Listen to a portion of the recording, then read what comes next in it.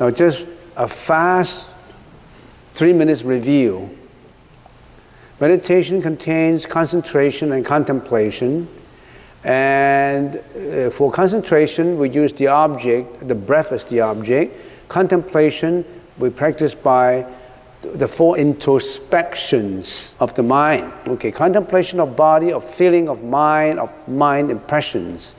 But before we go into concentration and contemplation, there are the 5 methods of stilling the mind, which is an expedient or skillful means preparing you for concentration and contemplation.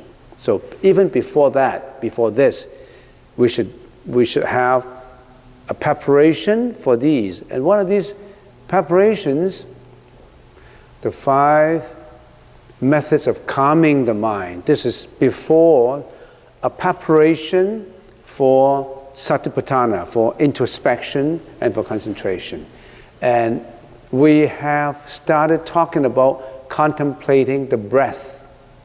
Now, even contemplating the breath, there are certain things you have to do. Some people may be practicing in here for years and they haven't really faithfully followed the breath. They just sit there quietly, relaxing. That's not meditation. Because I can't control your mind how to think. When you are practicing in here, some people just sit there or chanting or not doing this. Now, that's the reason why I told you. You have to really faithfully follow it. So contemplating the breath, and I have explained that itself includes 6 methods according to the Buddha. The first one is counting. The second one is following. When you are successful in your counting, when you're thorough with your counting, you already have, so to speak, mastered your counting techniques, then you go into following. When you have mastered your following technique, you go into stabilization. When you master stabilization, you go into introspection. When you master introspection, you go into returning. When you master returning, you go into purification. When you go into purification, you are already all prepared for satipatthana, for high level of meditation. So these are the basics that you really have to follow before you get into satipatthana, the 4 introspections, according to the Buddha. And we started with counting. We said counting the in and out breath, but not both. Count from 1 to 10 and then resume. Breathe spontaneously as to breathing from time to time. Do not make your breath longer or shorter. Be natural, do not count beyond 10. Your breath is continuously living with your mind. If the breath is deep, smooth, quiet, subtle, and long, that could indicate that the mind is more stabilizing than living with a mind, a breath that is short, interrupted, noisy, and short. Now that we have already talked about it. So we said, when you become successful in your counting, you could even have a glimpse of the 4 dhyanas, or the 4 immeasurables, or the formless absorptions. So when you really follow your breath and you do it successfully, you master the practice, you know, because you are in, they used to say absorption, jhana, or the most tranquility, equanimity. If you don't have that, that means you haven't mastered it. We already talked about it last time. Now we talk about how to count and what the count will make you realize what. So we already have covered it. I think you already have copied down some notes on that.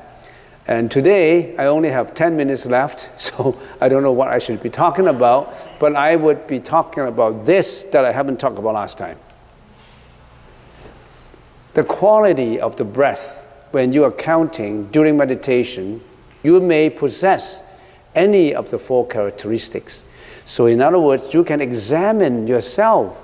You can be a teacher of yourself as to how successful you have been in your counting, as to whether you have really master the practice of counting. There are 4 qualities. Windy breathing, when the meditator senses the presence of a sound as the breath goes in and out of the nose. You actually feel the sound there.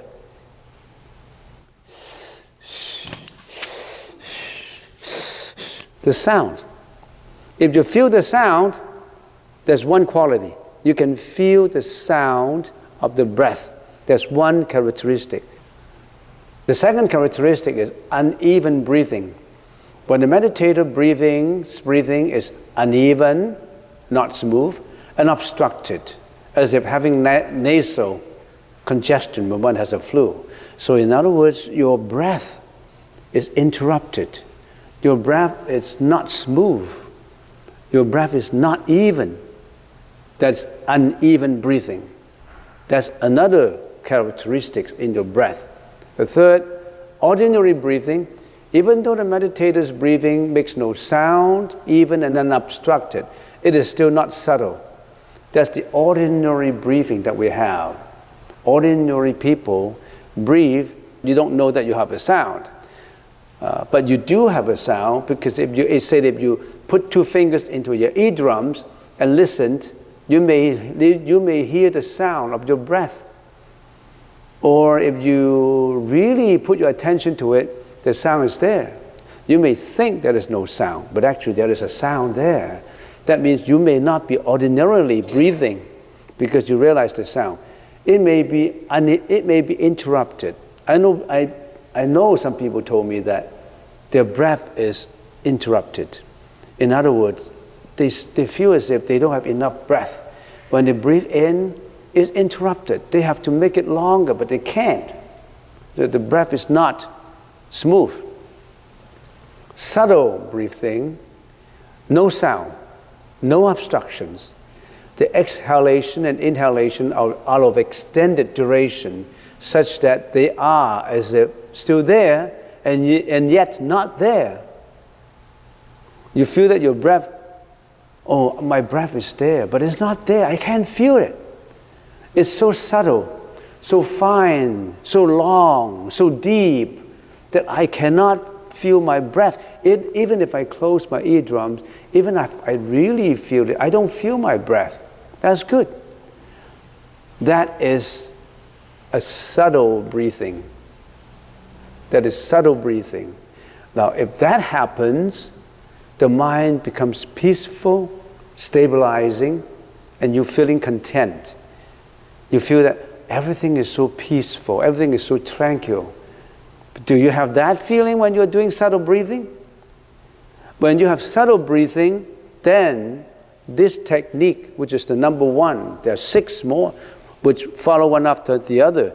The first one, we say it, okay, you pass. You pass the first one. If you have subtle breathing, you pass the first one. If you can't even have subtle breathing, you don't even pass the breathing test. How can you have a good meditation? You understand what I mean? So be your own examiner, be your own marker. You can mark your own examination paper. How do you do a pass? How do you qualify for a pass? Subtle breathing. No sound, no obstruction, even. You're breathing, but you can't feel it. It's so long, so deep, so unnoticeable, so subtle. It's not coarse. Then you start to have some peace setting into your mind, because your breath, you can focus on it. Now, that goes without saying that you are not scattering. If you are scattering, then you have no peace. If you are drowsy, you have no peace. If you are drowsy, what kind of breathing you have? What kind of breathing? That's drowsiness. But if you are scattering, what kind of breathing you have? If you are scattering, your mind will be so confused. Oh, how come I'm thinking about yesterday? How come I'm anxious about tomorrow? How come I worry about where am I going after lunch? How come I worry about all this? Then you don't have subtle breathing, because you're not even setting your mind on the breathing. So can you be your own examiner? Don't say, I need a teacher. Yes, at this point, you don't need a teacher. Who is your teacher at this point? Not me. It's the Buddha. The Buddha put all this down, telling us this is how we examine ourselves. Do it step by step. Don't say, oh, I want to attain enlightenment. I want to be awake. I want to have awakening. Oh, I have a trance.